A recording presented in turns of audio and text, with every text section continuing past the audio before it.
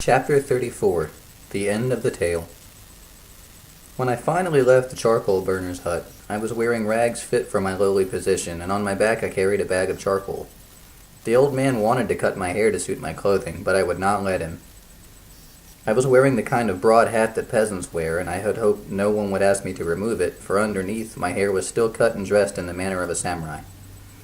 It would have been wiser to have chopped my hair as if it had been done by my wife or my mother in the village I came from, but I could not. Even then I could not let go of that rank that had caused me so much hardship to achieve. As I came nearer the valley, I met some of Oda Nobunaga's soldiers. They did not notice me as I stepped to the side of the road to let them pass. Two of them were laughing. They were as gay and carefree as soldiers are when they have been victorious. When I entered the valley and could see the castle for the first time, nothing seemed to have changed. It was almost noon, the hour of the horse, when I entered the village. The town had spread since the Oda army had come. New shacks had been built to house those who lived by following an army. As I passed a shop, the owner hailed me and asked the price of my charcoal. I told him what I wanted for it. The shopkeeper immediately paid the sum, and I bowed humbly and put the copper coins he gave me. I put them away. It was a relief not to carry the sack of charcoal, although my disguise was now less perfect. A samurai has a typical way of striding, whereas peasants often shuffle their feet rather than lifting them as they walk. Now that I no longer carried the burden of charcoal, I would have to be twice as careful. I made my way to the hillock that had been Oda Nobutada's headquarters. I did not want to see my master, Lord Akiyama's crucified body, and hoped that it had been removed. It had not. 4 crosses had been erected. One of them leaned as if it were about to fall. The 4 bodies were naked. They had been placed upside down on the crosses in the same manner as criminals were crucified. Lord Akiyama was the first, and next to him hung the body of Aki's father, Lord Zakoji. Shaving his head and becoming a Buddhist priest had not saved him from this miserable end. Somehow the corpses looked more like grotesque dolls than bodies that had once contained souls. He did not suffer long, a voice close to me said. I turned and saw a man standing near me. I was allowed to kill them almost as soon as they were put up. He was very brave, the man said, pointing to Lord Akiyama. What happened to his wife? I asked. I knew it was custom to kill whoever was crucified by sticking a spear into them. Was she crucified too? No, the man shook his head. They say she was killed by her nephew, but I don't know if that is true. Her head is over there among the others. He pointed to a row of heads which stared blindly in death. We've been ordered to bury them all tomorrow. Then, with a certain amount of pride, he added, There are more of them, but these are all the important ones.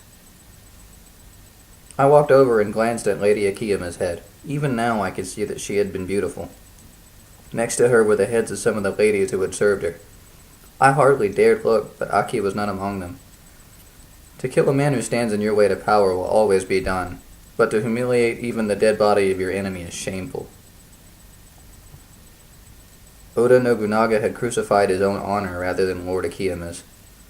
Forgetting myself, I stood in front of his cross and prayed that Lord Buddha would give him peace, and that if he were to be reborn, it would be as a prince. Then I bowed deeply for the last time to the master I had served and walked away. I was lucky that none of Oda's soldiers were nearby, for surely I had not behaved like a curious peasant, but more like what I was, a retainer of Lord Akiyama who had come to pay his last respects to his chief. I wondered if in the village I might find some survivor who could tell me what had been the fate of my servant Yoichi and of Akihime. The thought that one or both of them might escape did not occur to me. Master, a voice whispered. I was standing among a crowd watching some wandering priests who had set up their altar in the street and were now ready to tell the fortune of anyone gullible enough to give them a coin or two. It was Yoichi. He stood next to me, a wide grin splitting his mouth and showing his stumps of teeth. Follow me, master, he said.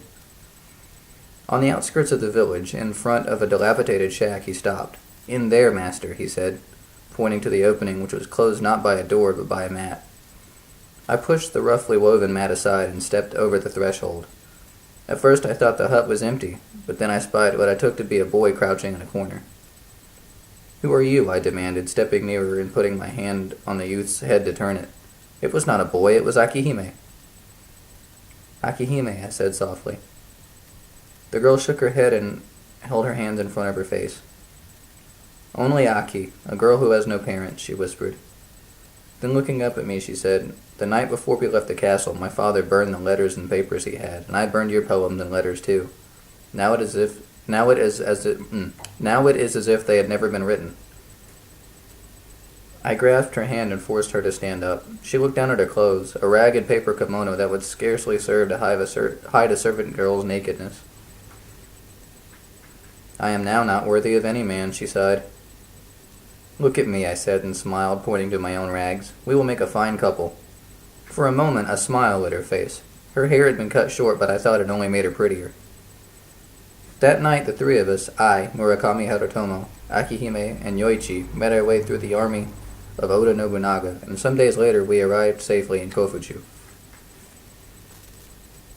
The stroke of a man's life ends only when death makes the final, or rather, the story of a man's life ends only when death makes the final brushstroke. But with the fall of Iwamura Castle and the death of my master, Lord Akiyama Nobutomo, ended my youth. The tale of the parentless child and the young samurai has been told. What happened later may also be worth the telling, for honor demanded that I attempted to avenge my master.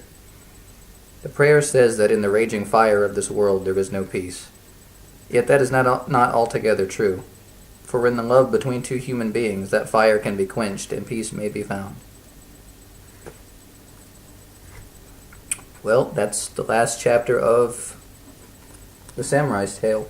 And the author, Erik Christian Haugaard, he wrote a couple more books about samurai. One is the spiritual successor to this one. It's called The Boy and the Samurai. I'll be reading that one next if you're interested in listening to it. And there was also a book he wrote about the 47 Ronin, which is a little more, it's an actual story. This actually happened. And I'll be doing that one as well. I guess if you have any questions about it, go ahead and leave something in the comments. And thanks for reading along with me.